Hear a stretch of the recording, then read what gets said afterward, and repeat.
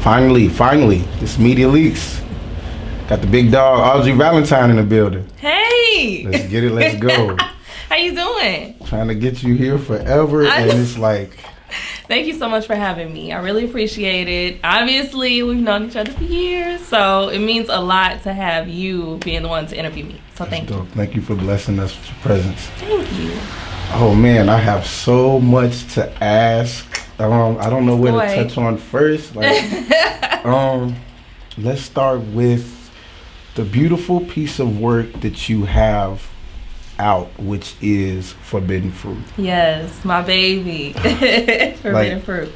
When I listen to this, with this album, EP. It's EP. Mm-hmm. When I listen to this, I mean, like, it takes me on a journey from Are You Down to got a couple of them on there. Like, let me see. Are You Down sticks out the most. Yeah. I'm sorry, like the song is no, just like the song is amazing. That's your favorite? Is that your favorite one? Yes. Okay. That's a lot of people's favorite. I'm realizing, like, a lot is your favorite too.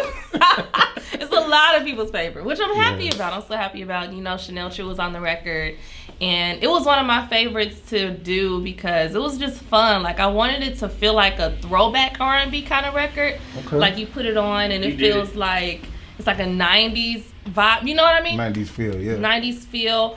And for me, I know I wanted to do it with another female.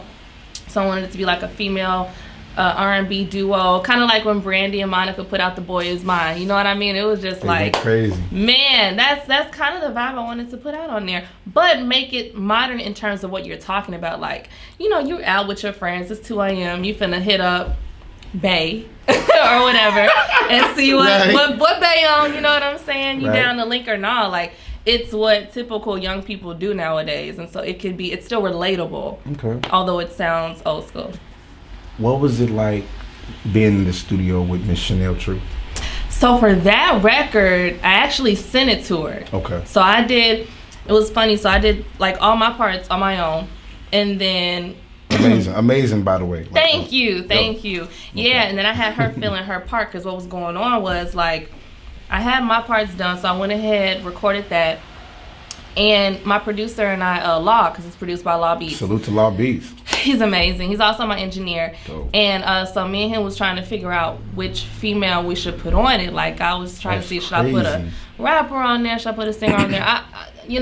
We was going back and forth for a second. And finally, I was like, I really want to put Chanel on here. That's really who I was leaning towards anyway. We were just... life. Right? Yeah, definitely. We were just throwing other people out there. But I'm like, I knew I wanted to work with Chanel. I had already known her for quite some time. She is a super talented young lady with a beautiful spirit, too. Because not a lot of people can say the talent and the personality matches. Like, she's just such a sweet girl. That's facts. So, yeah, I hit her up. She did her stuff with her people, sent it back, and I was wowed. I was like, damn. So, yeah, I'm so happy that it came out the way it did.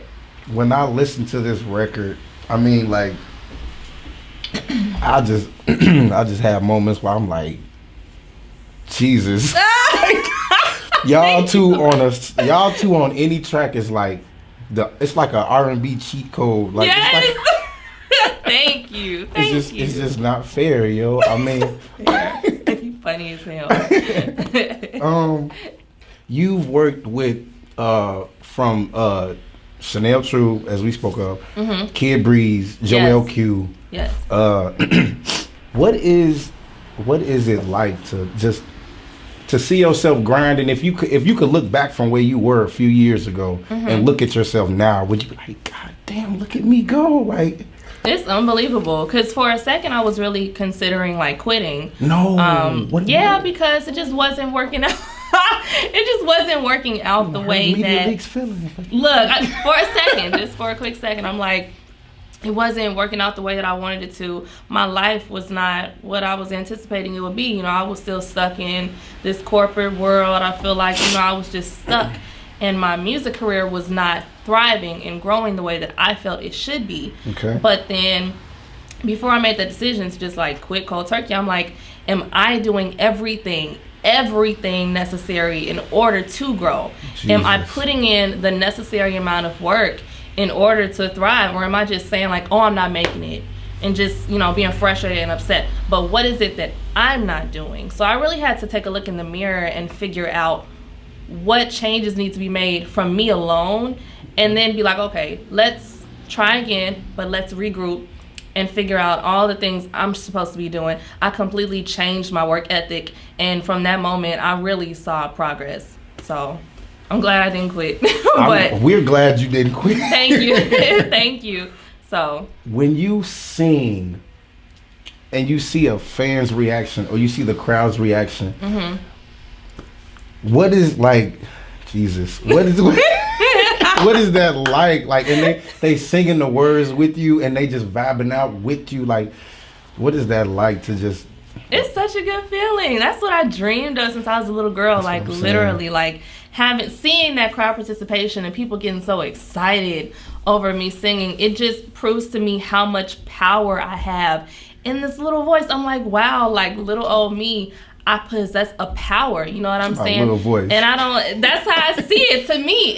But I don't take it lightly either, because I'm like, the fact that I can have these people singing along with me and knowing all the emotions and like connected to me. That's what I'm saying. It shows me that I have a much bigger gift than what I recognize and what I realize, and that I need to be utilizing my platform to inspire people and to motivate people to do exactly what they want to do for their life. Go for your dreams. That's so right. Yeah. You went from an event called It's a Vibe, I believe it was last year, mm-hmm. to shutting the stage down at the Black Women's Expo this year. Thank you. What was that milestone moment like for you in your career? It was amazing. And funny story, so I actually sang background at the Black Women's Expo 2 years ago for an artist. I'm not going to say what artist, but for an artist who was supposed to have me singing. We had a song together, and we were supposed to be singing that song together, as well as me doing background vocals. I get on stage. He completely shuts my song out of the set. I had no idea that was happening. Wow. The other background singers were looking like, are you gonna? Wow. I'm like, I don't know what's going on. Literally, I was blindsided. Yeah, my whole family was there. Like, my whole family was there. And it was really embarrassing and humiliating. And wow. It was hurtful. But that same day, I'm like, you know what? I'm not going to trip, because 2 years. I don't know why I said 2 years, but I'm like, 2 years later, I'm going to have my own set. You spoke and it. Literally 2 years later, this year, I had my own set. And it was really crazy. I'm like, wow. Like, that's wild to me. So spoken into the universe. I'm telling you, and God it's amazing. It's really amazing, especially because this year, and what wasn't the case 2 years ago, BET didn't sponsor 2 years ago when I was singing little background vocals. BET sponsored this year. My cousin Salute to BET. Right? Salute to BET. My cousin is an executive at BET. So for him to actually be there representing his company, representing our family, right. And my family there, my close friends there, it really meant a lot to me. Huge, yeah. So yeah, I was so excited, and we did so well. I was shocked they asked us to do an encore performance. So like, we were on stage, we had just finished our set, and then the sound engineer comes up while I'm on stage like, yeah, do another song. I'm like, y'all want another song? It was like, yeah. And so I asked the audience, I was like, yeah, do another song. So we did another song, but it was cool. And then my mom hadn't seen me perform live in a while, because when I do these other shows, they're usually at night, and sometimes the crowd is a little, ratchet. My mom ain't with the ratchet activity. So I don't invite her to certain stuff. But for that, she was obviously there, and she was so proud, and just seeing her there, and she's singing along with me. It was really sweet. So, yeah. You have a record with Chicago MC Law the Dragon. Yes, I do. What was it like putting this creative work together with him? First of all, I love his energy. Like, he's always super positive, super sincere, genuine. He's very, very humble, because he is one of the most talented MCs that I know currently out of Chicago. And I just feel like salute to Law. I feel like a lot of people, or enough people, don't give him his credit. And I feel that when he be going through it, I feel like he expresses it a lot. And I just be thinking like, no, he gon' have his moment to shine. You know what I'm saying? Keep grinding. Yeah. So I was really humbled that he wanted me on this record with him, especially because it's a motivating song. You know, Play Your Part. If you listen to it, if you look at the visual that we just dropped, it's showing, you know, images of him and his family. Let the like, people know. What's the name of this record? Let the people Play know. Your Part. Play Your Part. Play Your Part, featuring me. And yeah, it meant a lot to me to be on the record and to be on his album Dragon Tales. So it's amazing. I love the song. What is it like to hear a record played and you hear yourself and your vocals? It's like, is it like just a realization moment, and you're like, shit, this is me. Like, I mean, like, do I really sound as good? Like, look at that. It's what I always wanted, though. Like, it's what I always wanted, especially when I'm in the studio. And, like, usually before I get to the studio, of course, I have the whole song written out. I usually have a lot of my runs and ad-libs planned. That way, I can go right in and just get to work. You know what I mean? That's right. And so, a lot of times, you know, it's hard to explain to someone how I want it to sound just based off of how it sounds in my head. I understand. So, to be able to record it and me knowing how it's supposed to sound, and then it literally comes out exactly like that, I'm like, thank God. Because, you know, if I'm just going to sit here and explain, no, it's supposed to be like this, it can't be like that. Like, I'm literally in the studio painting the exact same picture that I've already painted in my head, and it comes out exactly that way, if not better. So, it means the world to me to be able to, like, go in and listen to my records and know, like, this is me. This is all this arrangement, all the vocal arrangements, everything. I come up with all of that. I do all of my own writing, songwriting. It's a beautiful feeling. Okay. What is tough question. Uh-oh. What is dating. What is trying, I know. Go ahead. I said anything, so go ahead. Facts. We're gonna enjoy this. Yep, get into it. Dating. Okay. Yeah. What is it like juggling you with what is it like trying to push your music career and having a relationship at the same time? Is it challenging? Like, it sucks. And not enough time, or what is like what is that?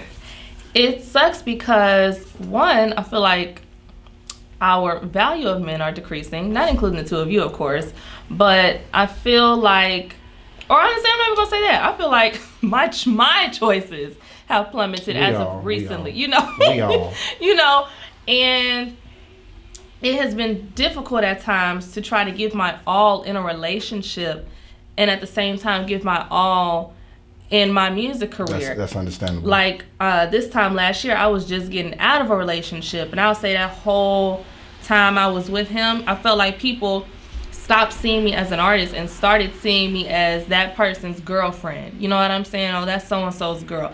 No, I'm an artist first and foremost. Like, I'm me. I have my own talents. I bring my own shit to the table. You know what I'm saying? Yeah. So, for me, it is a lot more helpful for me to stay, like, concentrating on what I'm doing when I'm not in a relationship or when I'm not dating or entertaining anybody. And that's why I say it sucks. Facts. Because obviously, I want that one day, but I've just gotten to a point where I'm like, I want this more. Facts. And I want to make sure that I'm grounded in my career before anybody comes around, because I can't have nobody distracting me from what I'm doing right now. Because my goals are way bigger than Chicago, way bigger than anything I got going on here. I'm trying to be a global brand. Jesus. And I cannot have, no, seriously, and I can't have any of these fuck boys and their bullshit I know that's right. interfering with what I got going on. I already know, because I've been there, done that, and I can't do it anymore. So, which brings me to the record, Take My Time.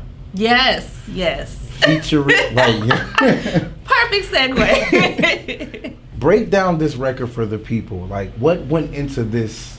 I feel like it was personal. Very much so. You put your spirit and your soul in it. Maybe a little experience and everything. What went into this record? So, Take My Time was basically, first of all, it was personal. Definitely speaking on my own experience. Love the record, by the way. Thank you so much. It was my first single of the year, and I just wanted to kind of start off with where I'm at currently. So currently, I feel like everything else is working in my life. Like, I just moved. I told you I just moved, got my own spot finally. My music career is finally growing and lifting off the ground. Manifesting. Everything else is finally coming together except for my love life.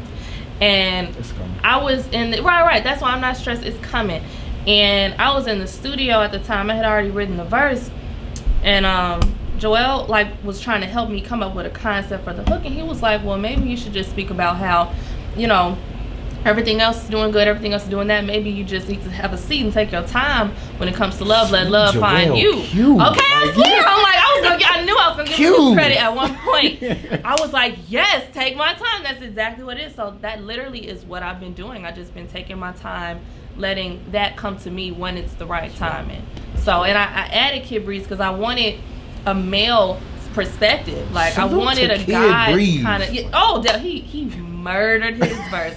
He murdered his verse. Facts. I wanted a guy's perspective on there, not just me talking my shit. I wanted a guy to be like, look, this is where I'm coming from. And then I had Brill on there, and I actually wrote Brill's verse. I asked him if I could write his verse for him because I wanted it to be like a different perspective with every verse.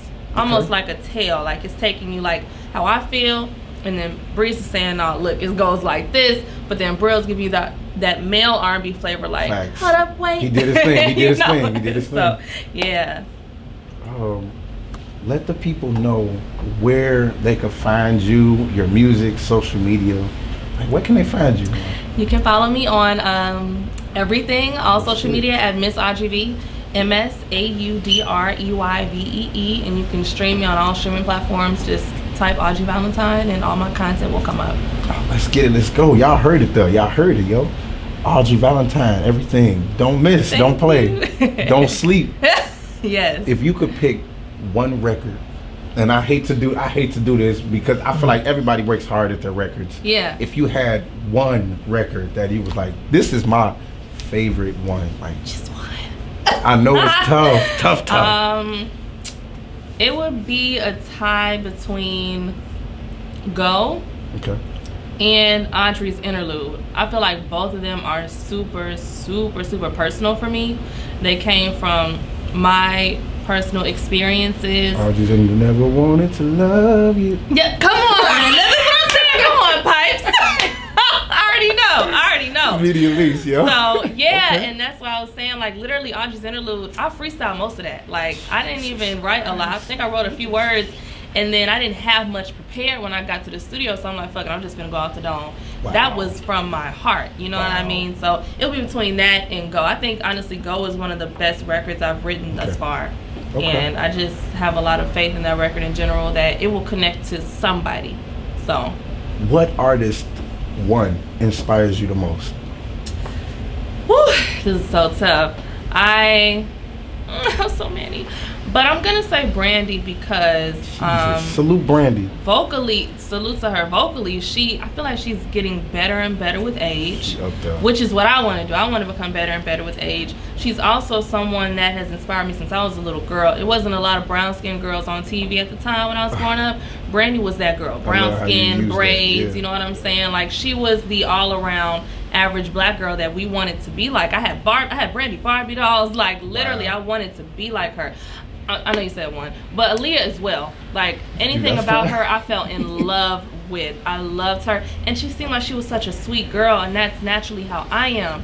So I'm like, I related to her not just musically, but just her personality. I felt like we were like soul tied together. So Aaliyah too. I really want to take the time out to thank you for coming out and speaking with us. Like, thank you for having me. This has been amazing. I appreciate you for coming through. Of course, I appreciate you. Humble. Oh, thank you. Humble. Thank you so much.